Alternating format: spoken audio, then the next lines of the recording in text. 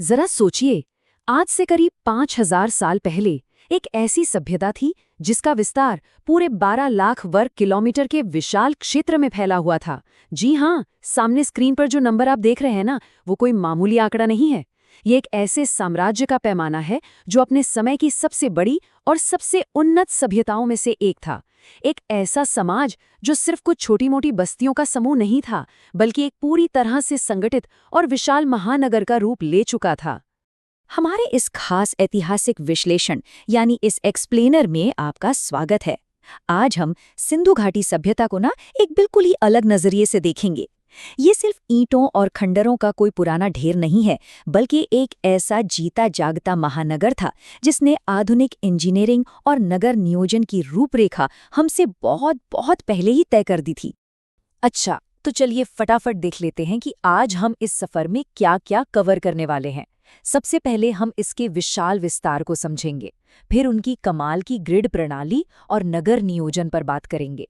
उसके बाद कुछ प्रमुख शहरों का दौरा करते हुए उनके दैनिक जीवन और व्यापार को देखेंगे और अंत में उस रहस्यमयी प्रशासन को खंगालेंगे जिसने इतने बड़े साम्राज्य को चलाया। चलिए शुरू करते हैं। तो हमारा पहला पड़ाव है विशाल विस्तार।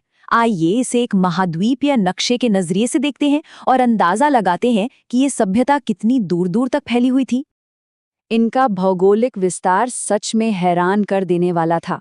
अगर हम सिर्फ उत्तर से दक्षिण की बात करें तो जम्मू कश्मीर में चिनाब नदी के किनारे बसे मांडा से लेकर सीधा दक्षिण में महाराष्ट्र के दायमाबाद तक इसका फैलाव था।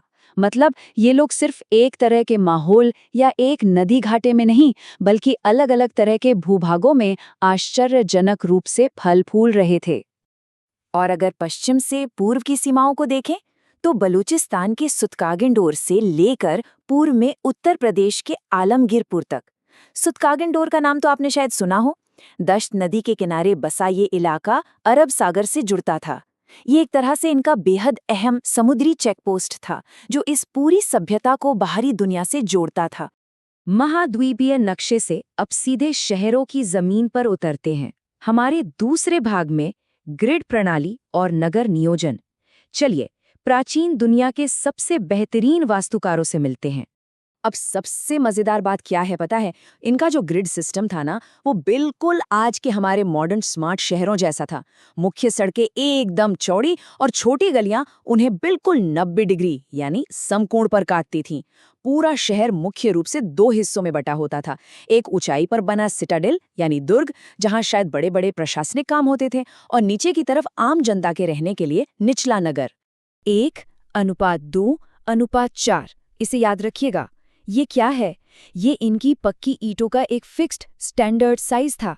और ताज्जुब की बात यह है कि पूरे 12 लाख वर्ग किलोमीटर के साम्राज्य में आप कहीं भी चले जाइए, हर जगह यही सेम अनुपात इस्तेमाल हुआ था। ये दिखाता है कि उनका निर्माण का तरीका और प्रशासनिक नियंत्रण कितना जबरदस्त था। और सिर्फ घर ही नहीं, इनका ड्रेनेज सिस्टम भाई कमाल का था। लगभग हर घर में अपना एक प्राइवेट बाथरूम था। पानी घरों से निकलकर सड़क की मेन नाली में जाता था और वो नालियां पूरी तरह से ढकी हुई थीं। बीच बीच में सफाई के लिए इंस्पेक्शन होल्स भी बने थे। आपको पता है, 18वीं सदी के यूरोप के कई बड़े शहरों में भी इतनी अच्छी साफ सफाई की व्यवस्था नहीं थी जितनी यहाँ 5000 साल पहले थी। चलिए अब आते हैं तीसरे हिस्से पर, हड़प्पा, मोहनजोदारो और अन्य प्रमुख स्थल। आइए इस प्राचीन युग के कुछ सबसे बड़े महानगरों का एक रोमांचक टूर करते हैं। देखिए 20वीं सदी में ना खोजों की एक झड़ी सी लग गई थी। 1921 में हड़प्पा मिला जिसने इस पूरी सभ्यता को नाम दिया। उसके अगले ही साल 1922 में मोहनजोदाड़ो की खोज हो गई। फिर 1953 में कालीबंगा और रोपड़ और 1954 में लोथल। इन खोजों ने अचानक से एक पूरी की पूरी गुमनाम दुनिया को हमारे सामने जिंदा कर दिया। अगर हम हड़प्पा की बात करें तो वो एक बहुत बड़ा प्रशासनिक हब था।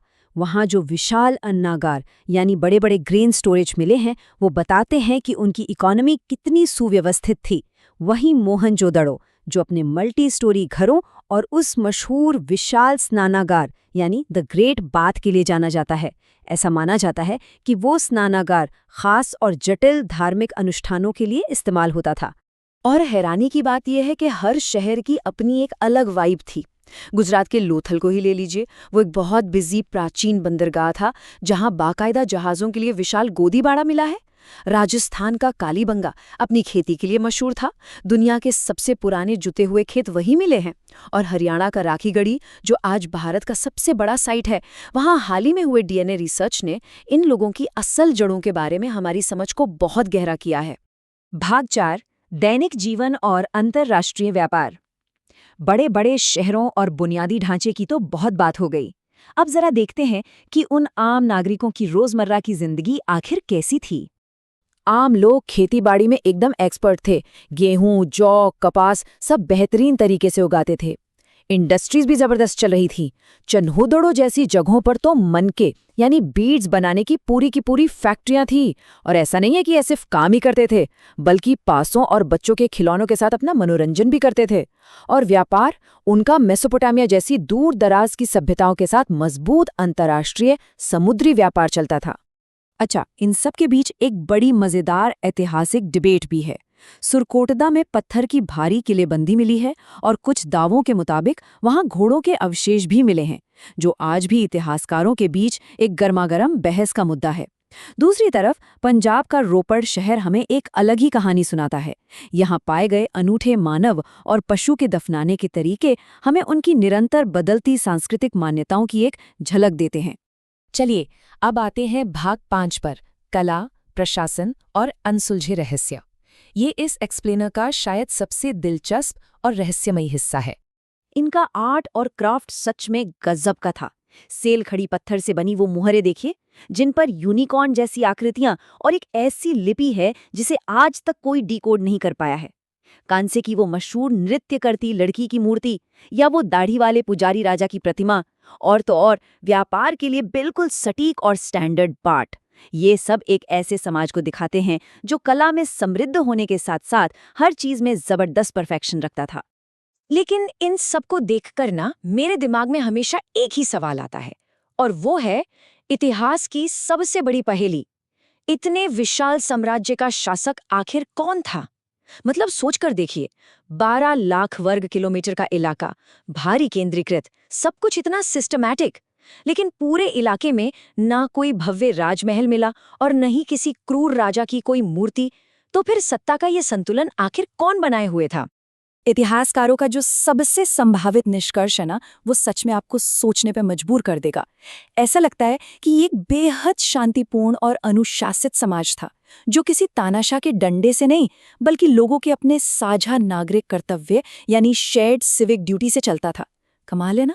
आज की इस आधुनिक दुनिया के लिए भी ये प्राचीन खंडहर एक बहुत बड़ा मौन सवाल छोड़ जाते हैं कि क्या बिना किसी निरंकुश शासक के सिर्फ सामूहिक जिम्मेदारी से एक इतना बेहतरीन समाज चलाया जा सकता है? ये वाकई सोचने वाली बात है। इस एक्सप्लेनर में हमारे साथ जुड़ने के लिए आपका बहुत बहुत धन्यवाद।